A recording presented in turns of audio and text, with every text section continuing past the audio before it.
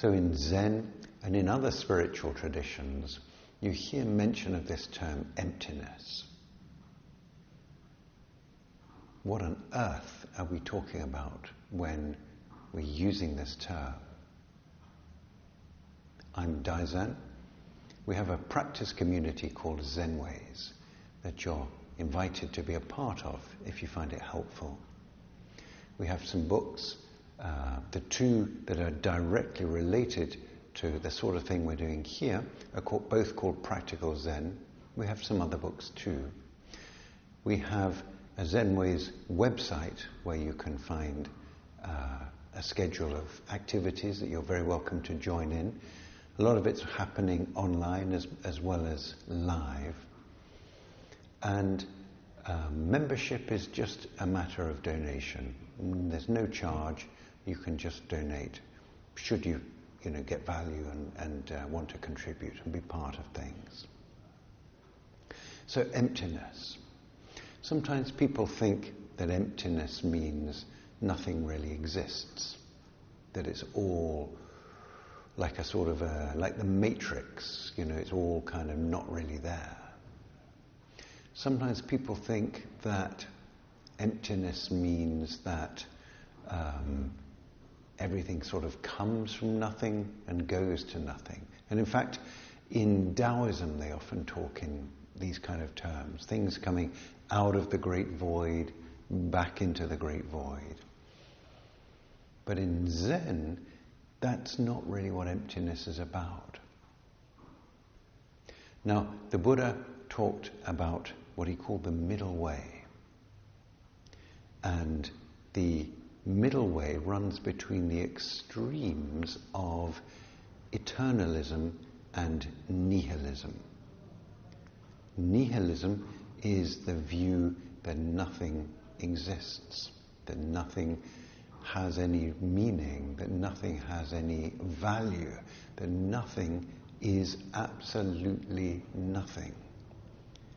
Now, the Buddha said that nihilism was a very dangerous and unhelpful view. Eternalism is almost the opposite.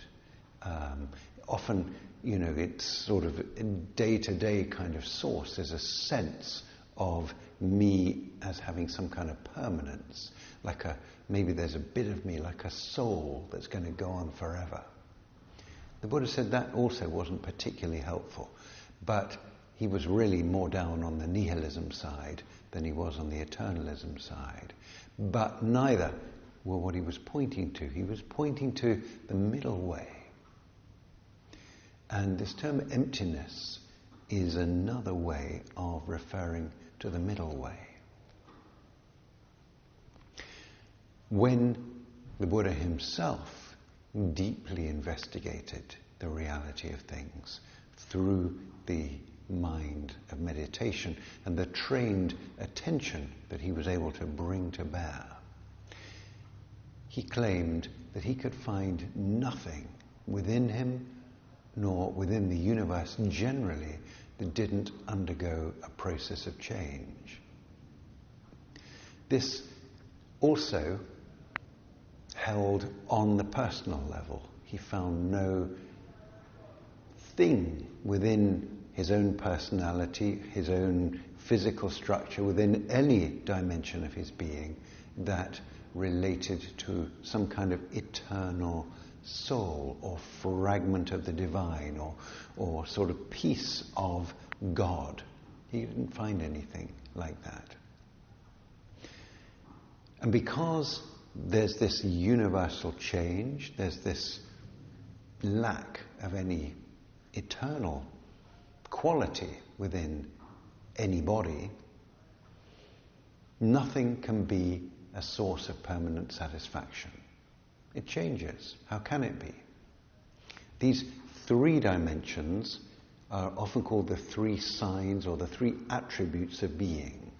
Everything has these qualities of change, no fixed soul or self, and no ability to permanently satisfy. Unsatisfactoriness, or dukkha, it's often translated as.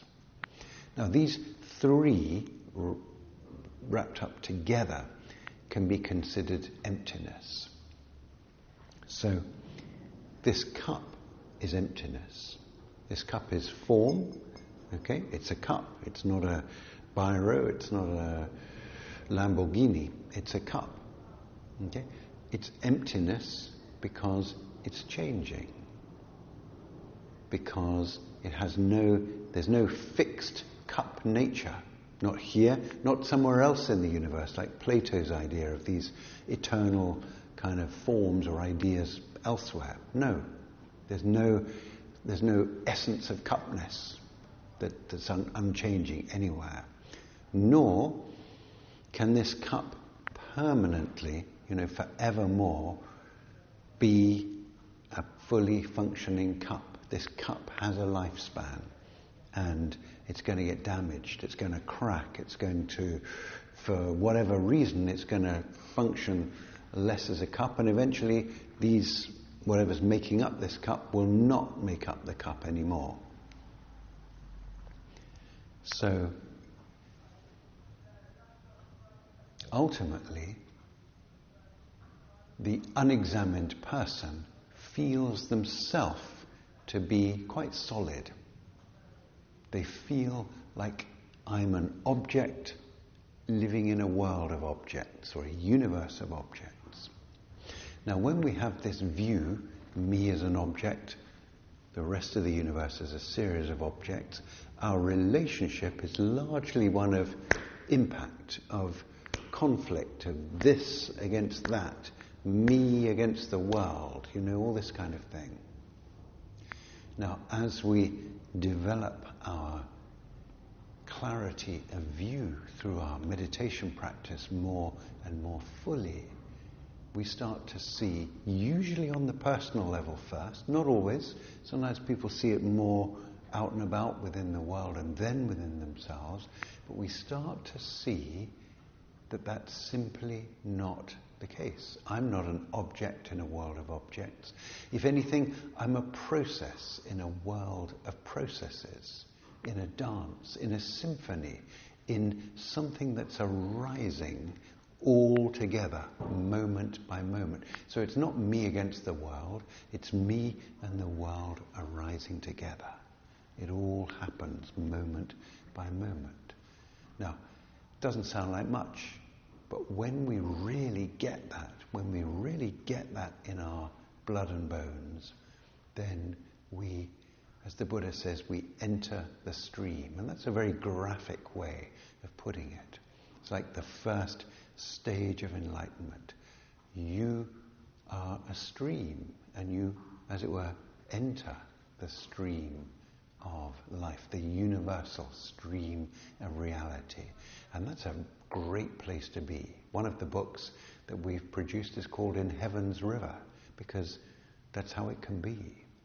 And this fairly easy to achieve realization that I'm a process in a world of processes rather than a thing in a world of things is the difference that makes the difference. It's a game changer. And once we've entered the stream, the teachings tell us, our full enlightenment, which will unfold from there, is inevitably going to happen. Because we've already taken this sort of momentous step, if you like, of seeing how things really are. And so everything may take longer, may take shorter amounts of time, but we're going to make it eventually. So it's a big deal when somebody gets this. And so it's really worthwhile spending some time with really understanding what this emptiness is pointing to, and even more putting in the practice so that you really get it on a direct, visceral level. Come on a retreat. We run a series of 3-day retreats we call Breakthrough to Zen. They're very much geared towards helping people get this first step. There's many other ways to do it too, but I suggest don't delay. The faster you can do this, the faster the rest will unfold. And why prolong the agony? So, emptiness.